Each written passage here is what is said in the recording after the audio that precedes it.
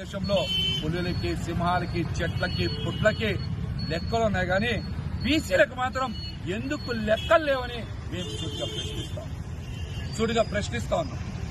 ఖచ్చితంగా జనాభా గణంలో కులగణన చేసి తీరాలి.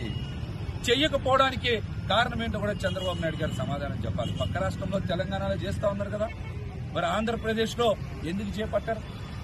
బీసీ లెక్కలతో పాటు మరి అన్ని వర్గాల లెక్కలు తెలుస్తాయి కదా, ఎస్సీ, ఎస్టీ, ముస్లిం, కాపు, అగ్రవర్ణాలు అందరి లెక్కలు తెలుస్తాయి. మరి ఆ లెక్కలు తెలియజేయడానికి ఆంధ్రప్రదేశ్ ప్రభుత్వానికి ఉన్నటువంటి ఇబ్బంది ఏంటో కూడా మరి ప్రభుత్వంలో ఉండే వారు అందరూ కూడా ప్రజలకు సమాధానం చెప్పాలి.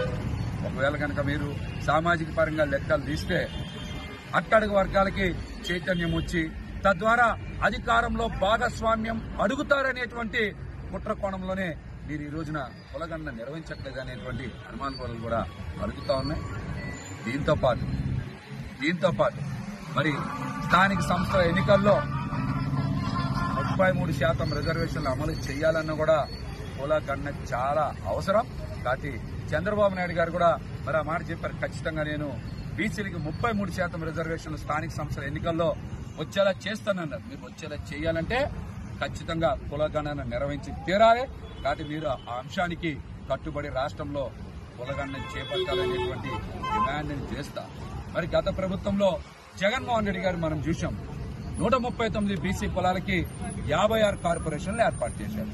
మరి కూటమి ప్రభుత్వం అధికారంలోకి వచ్చాక 56 కార్పొరేషన్లలో 15కో 16కో పరిమితమైంది. మిగతా 40 కార్పొరేషన్లు మీరు ఎందుకు ఏర్పాటు చేయట్లా? జగన్మోహన్ రెడ్డి గారిని అనేక సందర్భాల్లో విమర్శించారు కదా.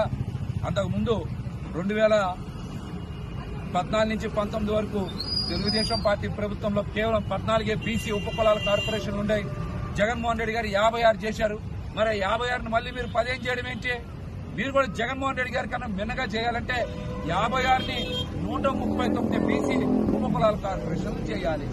అవి కూడా చేయకుండా ఉన్న 56లో 40 ఎత్తేస్తే ఇది బీసీ ఉపకులాల్ని మోసం చేసినట్టు కాదా? దీనికి కూడా వారు సమాధానం చెప్పాలి. అదేవిధంగా అనేక సందర్భాల్లో చెప్పారు, ఆదరణ పథకం పెడతాం, విదేశీ విద్యా పథకం పెడతాం, హాస్టళ్లకి మెరుగైన వసతులు కల్పిస్తామని.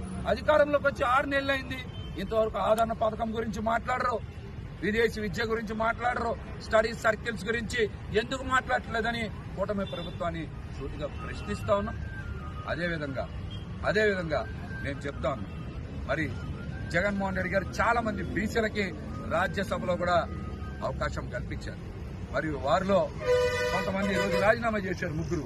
మరి రాజీనామా చేసినటువంటి బీసీ రాజ్యసభ సభ్యుల్ని తిరిగి బీసీలతోనే భర్తీ చేయాలి. మీరు ఓసీలతో భర్తీ చేస్తే బీసీలను మోసం చేసినట్టు కదా? దీనికి కూడా చంద్రబాబు నాయుడు గారు సమాధానం చెప్పాలి.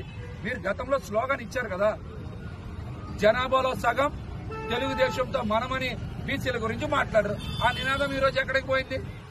రాజ్యసభ సభ్యులు రాజీనామా చేస్తే ఆ బీసీలను తిరిగి ఎవరితో భర్తీ చేయాలి? మీరు బీసీలతోనే భర్తీ చేయాలి. జగన్మోహన్ రెడ్డి గారికి మిన్నగా మీరు బీసీలకి చేశామని నిరూపించుకోవాలంటే జగన్మోహన్ రెడ్డి గారు 4గురికి ఇస్తే మీరు 5గురికి ఇవ్వాలి. ఆయన 20,000 కోట్లు ఇస్తే మీరు 30,000 కోట్లు ఇవ్వాలి.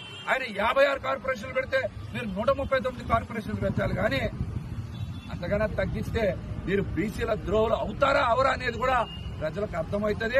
కాబట్టి ఈ అంశం మీద ఖచ్చితంగా చంద్రబాబు నాయుడు గారు సమాధానం చెప్పాలి. చివరిగా చంద్రబాబు నాయుడు గారు సామాజిక మోసం కూడా చేశారు. మరి గత ప్రభుత్వం బీసీ, ఎస్సీ, ఎస్టీ, ముస్లిం, కాపు వర్గాలకి ఉప ముఖ్యమంత్రి పదవులు కేటాయిస్తే కూటమి ప్రభుత్వం అధికారంలోకి వచ్చిన తర్వాత బీసీలకి, ఎస్సీలకి, ఎస్టీలకి, ముస్లింలకి మరి ఉప ముఖ్యమంత్రి పదవులు తీసేస్తే దీన్ని సామాజిక మోసం అంటారా, సామాజిక న్యాయం అంటారా కూడా చంద్రబాబు నాయుడు గారు సమాధానం చెప్పాలి. ఈ వర్గాలు కూడా గ్రహించాలి.